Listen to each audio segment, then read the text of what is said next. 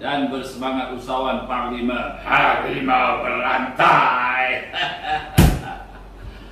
Okey, kali ni aku nak share tentang satu topik yang ada sahabat kita dia tanya aku. Dia kata, "Sak, macam mana kalau aku join jual beli emas?" Dia kata dia nak invest, beli emas banyak-banyak, untung atau rugi. Itu topik dia. Okey, dan kebetulan juga ada aku punya saudara lah, sepupu. Dia suka beli emas perhiasan untuk isteri dia. Sampai sekilo macam tu. Sebab dia kata dia nak labur. Sebab emas ni harga dia akan naik. Jadi dia kata boleh buat duit. So, betulkah apabila kita beli emas sama ada dalam bentuk perhiasan untuk orang rumah kita, ataupun dalam bentuk wafer, ataupun dalam bentuk jongkok emas, dia sebenarnya boleh buat duit banyak ataupun sebenarnya biasa-biasa je? Okey, ikut pendapat akulah, apa yang aku analisa, not recommended, ya. Tidak digalakkan kalau korang nak buat duit banyak, jana duit banyak, ya, dengan cara beli emas banyak-banyak sampai 1 kilo, 2 kilo atau 3 kilo untuk kita simpan, ya. Sama ada dalam bentuk wafer ataupun dalam bentuk jongkok emas, ya, atau dalam bentuk perhiasan. Kalau bentuk perhiasan, lagilah rugi. Memang langsung tak recommended. Dan sebab itu orang yang pandai nak buat duit pantas ni dengan modal yang kecil, dia takkan main emas. Melainkan ada setengah orang dia skinkan emas tu.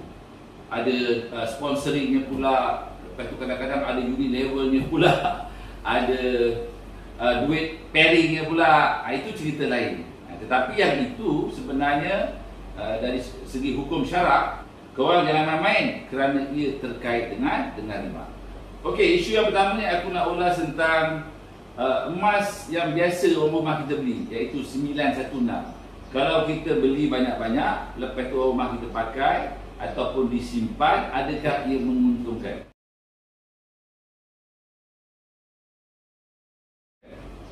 Alright, aku ambil contoh hari ini, 29 hari bulan 4 2022.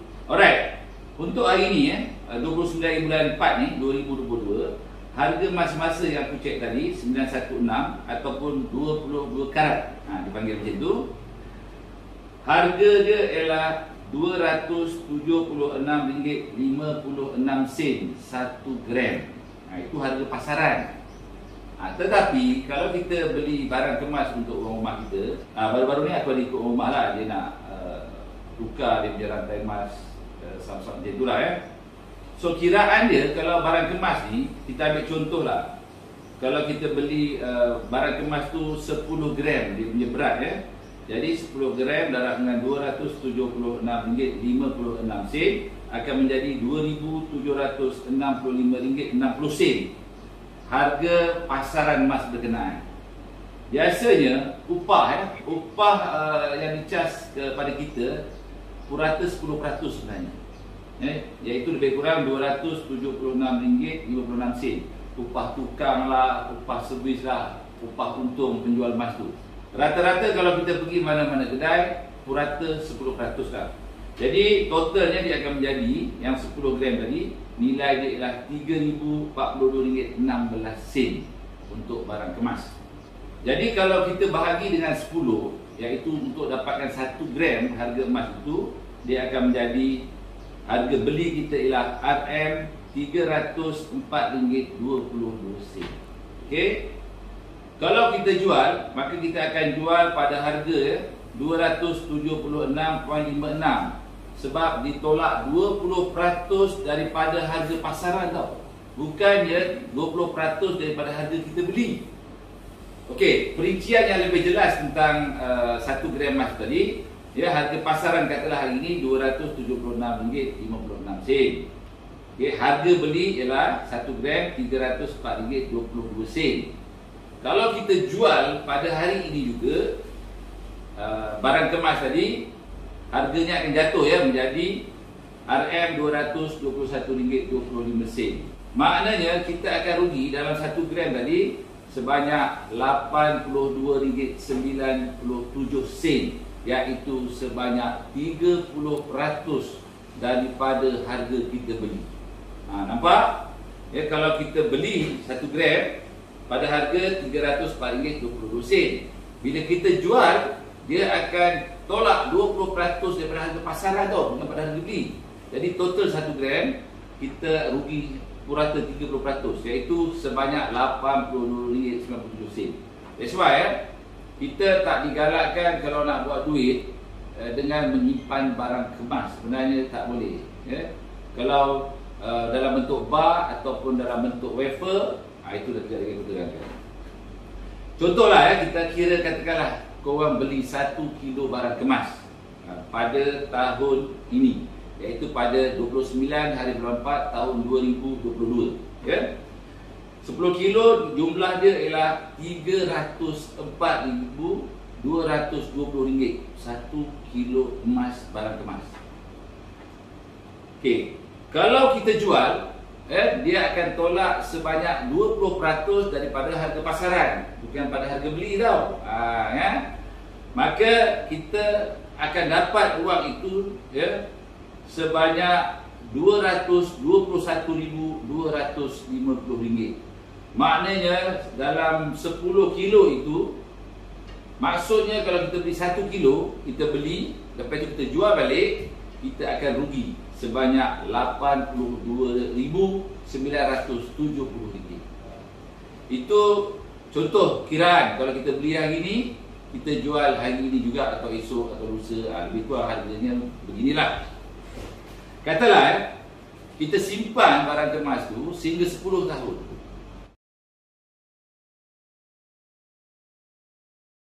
Okey, sekarang ni aku nak terangkan sedikit analisa yang aku buat, iaitu analisa harga selepas 10 tahun. Kalau sekarang ni tahun 2022, analisa ini ialah harga emas pada tahun 2032, 10 tahun daripada sekarang. Itu pun kalau kita banyak umur lah. Jadi kalau kita tengok trend harga emas pada tahun 2012, 1 gram lebih kurang 150. Dan sekarang ni pada tahun 2022, setelah 10 tahun, harganya lebih kurang 270. Maknanya kenaikan purata 80% lah, selama 10 tahun ni. So pada tahun 2032, harga emas, ya, kalau trend ni sama, akan harga emas kalau trend ni sama, pada 2032, 1 gram akan menjadi RM486. Okay. So kalau kita beli 1 kilo, harga semasa emas pada tahun 2032 ialah RM486.000, ya, sekilo tu. Dan jika kita jual 1 kilo itu, biasanya kita akan ditolak 20% daripada harga pasaran. So 1 kilo itu kita akan dapat RM388.800. Tadi kita beli pada tahun 2022, 1 kilo itu ialah berharga RM304.220. So kita tolak lah, RM388.800 tolak RM304.220, maka margin yang kita akan dapat ialah keuntungan tadi sebanyak RM84.580. Margin untuk 10 tahun, ya. Jadi kita juga kena bayar zakat. Untuk zakat, ya, zakat emas simpanan ni, kalau kita tak pakai lah yang emas, barang kemas ni kan. Jadi harga 1 kilo darab dengan harga semasa, dan darab dengan 2.5%, itu kadar zakat. Jadi jumlah yang kita akan dapat ialah RM280.000 katakanlah, untuk tahun pertama kenaikan tadi kan, sebanyak RM10,000 setahun katakanlah, ambil macam tu. Jadi duit zakatnya ialah RM280,000 kali 2.5%, RM7,000 tahun pertama. Untuk tahun yang ke-10 dia dah jadi RM480,000 tau. Jadi RM480,000 kali 2.5% ialah RM12,000 setahun. Tapi kita ambil purata lah, ya. kita ambil purata kenaikan harga emas tadi untuk 1 kilo. Puratanya ialah kita ambil 8,000 setahun lah. Jadi 8,000 setahun duit zakat kali dengan 10 tahun menjadi 80,000 tau untuk 10 tahun duit keluar zakat. Kena keluar zakat tau. Kalau tak, akhirat nanti korang susah. Tadi untuk kasar ya, sebelum tolak zakat ialah 84,580. Jadi kalau kita tolak 80,000 jumlah zakat untuk 10 tahun itu, maka untung bersihnya ialah selama 10 tahun itu sebenarnya hanya 4,580 saja. 4,580 untuk 10 tahun. Bagi 10, maknanya setahun kita untung hanya RM458 setahun. Bagi dengan 12 bulan, maka sebulan purata kita akan dapat RM38.17. Bayangkan kita menyimpan emas tadi dengan pelaburan sebanyak jumlah kita beli ialah RM304,220. Kita dapat purata bulanan hanya RM38.17 saja sebulan. Kalau ikut aku, untuk kita melabur dengan membeli barang kemas dan kita simpan selama 10 tahun tidak berbaloi. Ya, kerana apa? Kerana jumlah yang kita keluarkan duit tu banyak tau, RM304,220. Sedangkan monthly ya, kita dapat hanya RM38.17. So fikirkanlah. Okey. Ini ialah analisa tentang kalau korang nak buat simpanan beli barang kemas untuk nilai 1 kilo. Sekarang ni analisa yang kedua.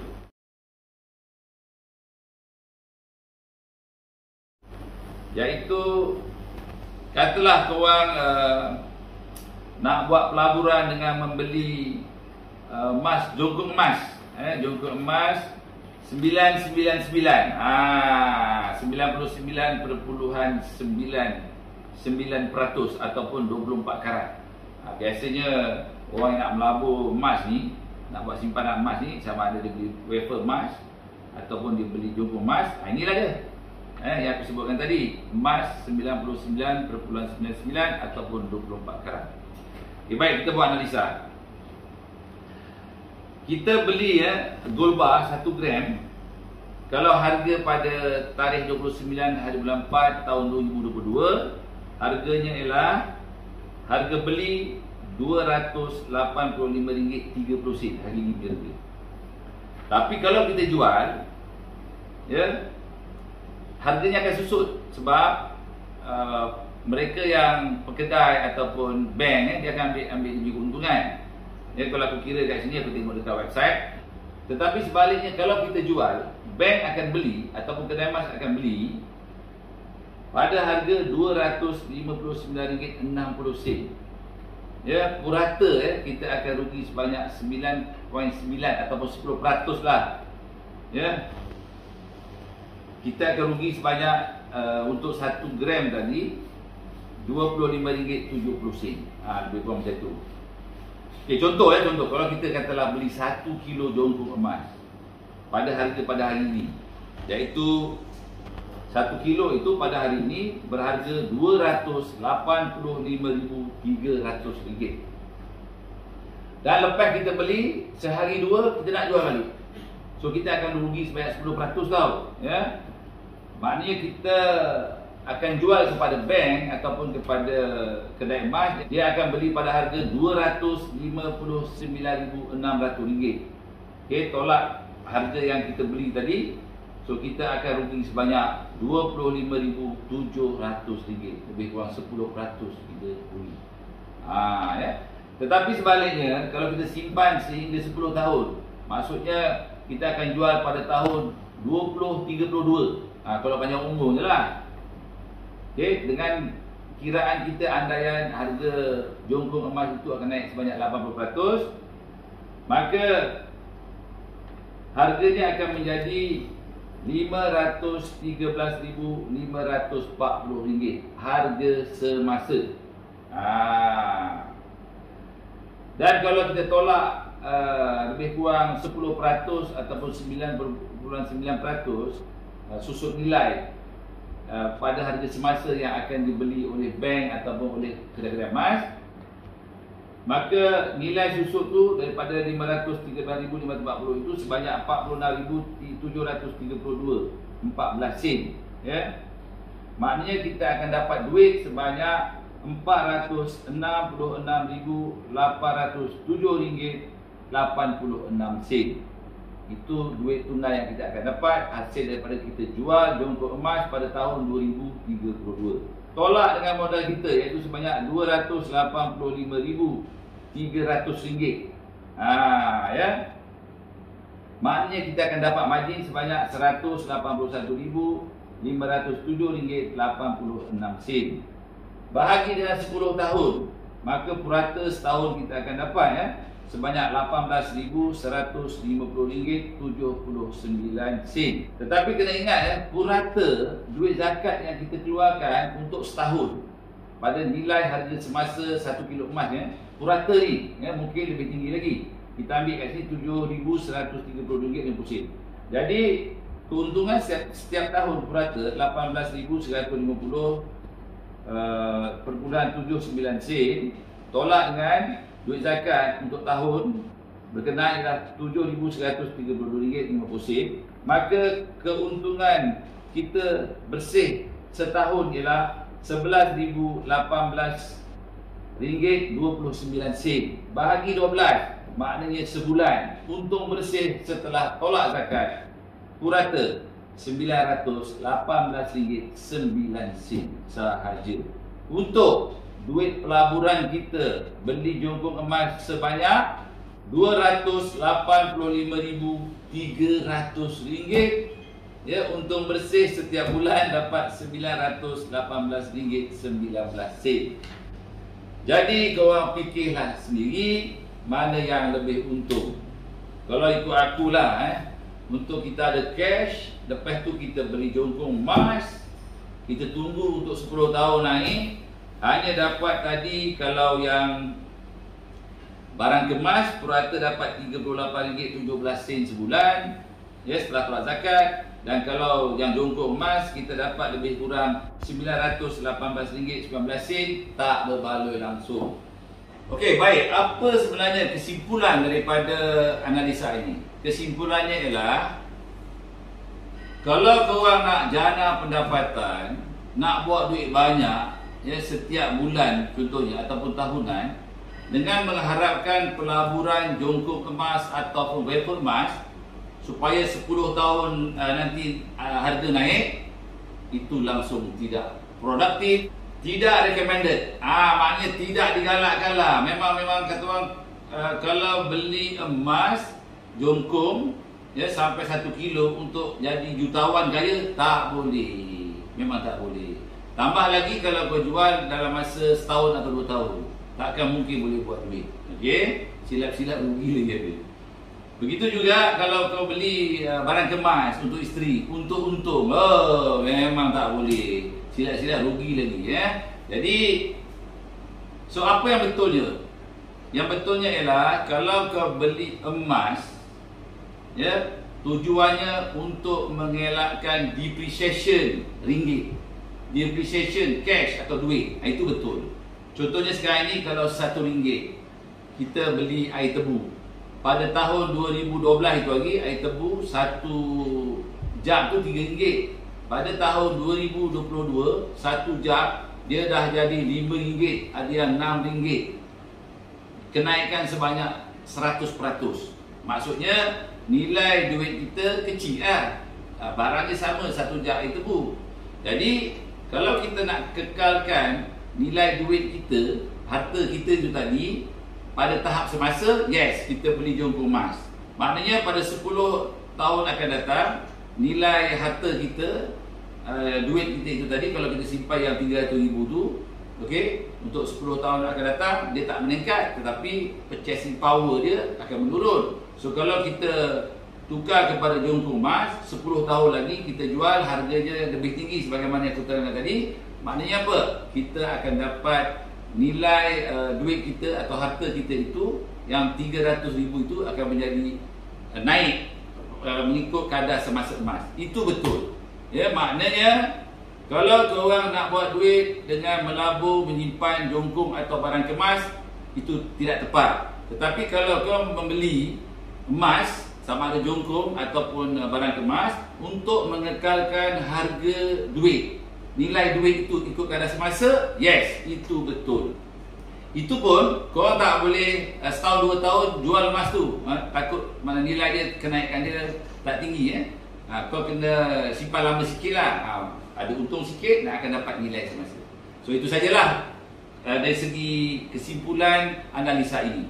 Jadi kalau korang nak buat duit, bukan ini cara dia, ya, lebih baik kita pilih cara-cara lain. Contohlah macam kat Bioris, kita modal 3,400, ya, kita ikut formula, jual produk, sharing, promote dan sebagainya, ya. Bulan pertama ada yang boleh dapat sampai 17,000, 30,000. Okay, bulan-bulan berikutnya tak sampai setahun pun, ya, boleh dapat sampai sebulan 40, 50, 60,000.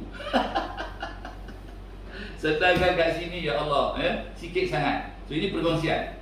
Okey, sekarang ni aku nak share pula tentang hari ini ramai orang dia packagekan perniagaan emas ni, dijadikan macam binary, macam MLM, ada duit sponsoring, kenalkan orang, ada commission macam-macam, contohnya commission pairing, reward dan sebagainya. So bagaimana benda ni? Benda ni kalau kita lihat, ya, penerangan daripada pakar-pakar, mereka yang arif tentang jual beli emas, tak boleh. Dia boleh menyebabkan kita terjerumus ke dalam riba. So korang jangan main-main bab riba ni. So bab tu korang tengoklah video-video yang aku sharekan, ya, tentang kenyataan pakar-pakar. Jangan main hentam keromoh saja bro. Emas ni, sangat-sangat kata orang berhati-hati kalau berniaga, ya. Even kalau kita beli emas, tak boleh bayar installment, dia akan terkait dengan riba.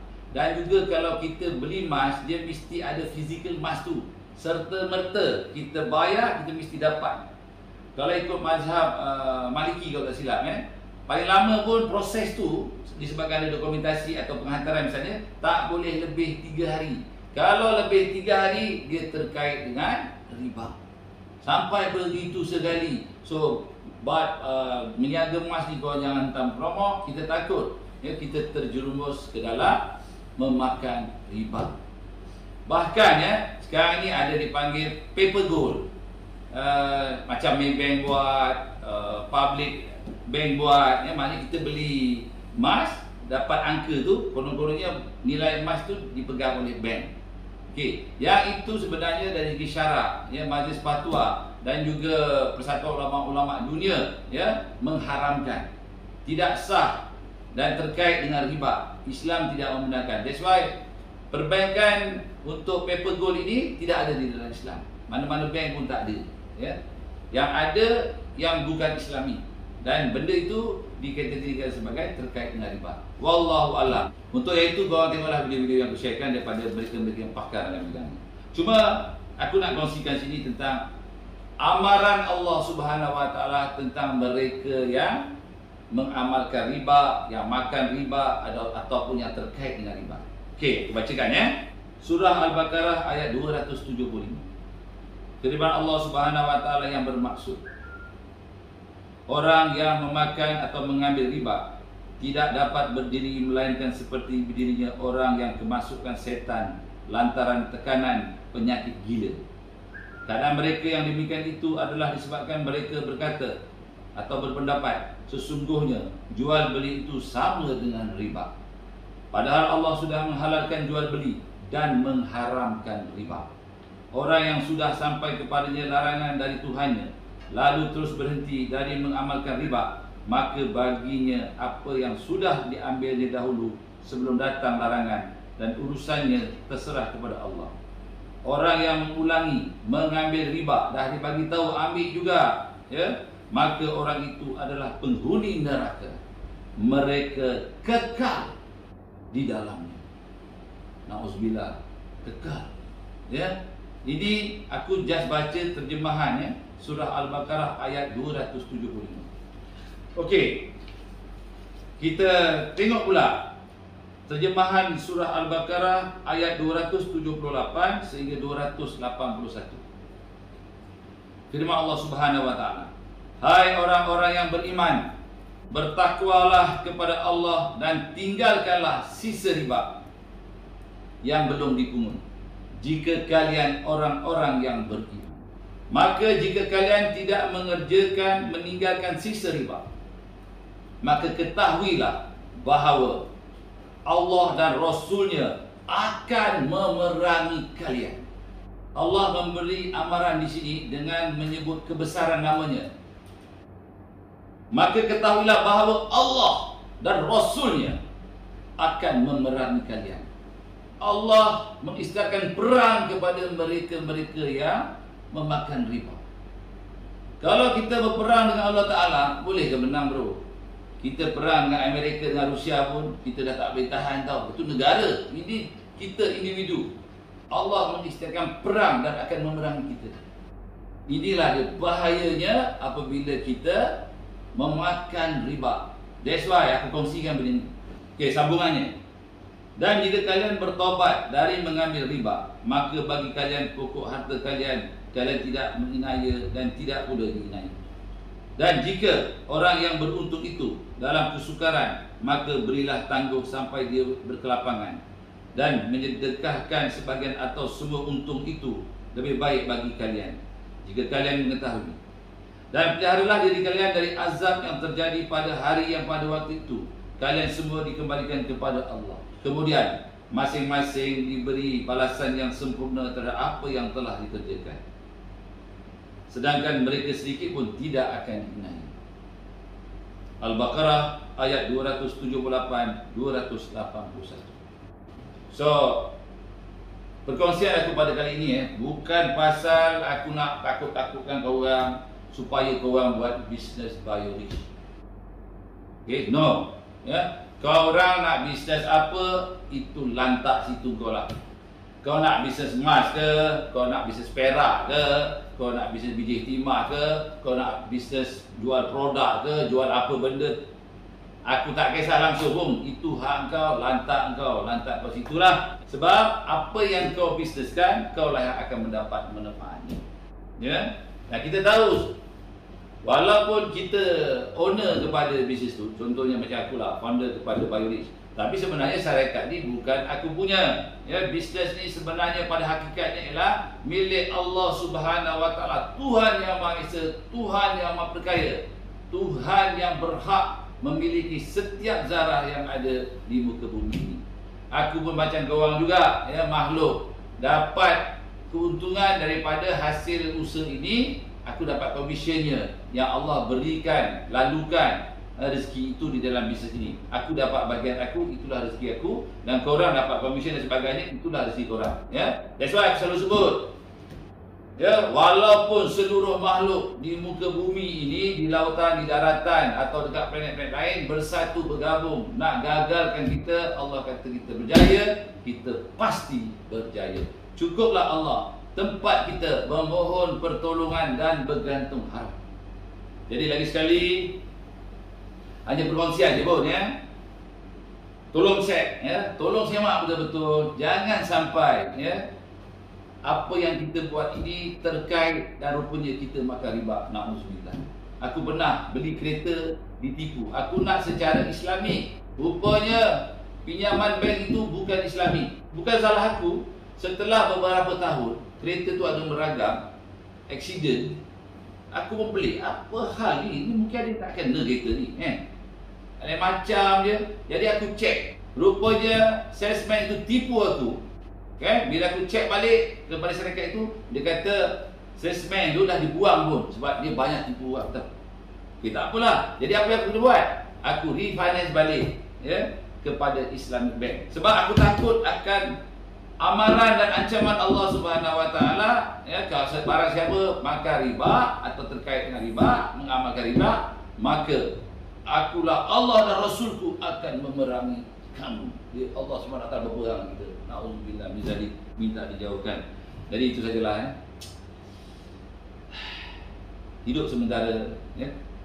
Kita penat-penat berusaha, berjuang siang malam pagi petang, kan. kita buat bisnes tu rupanya riba.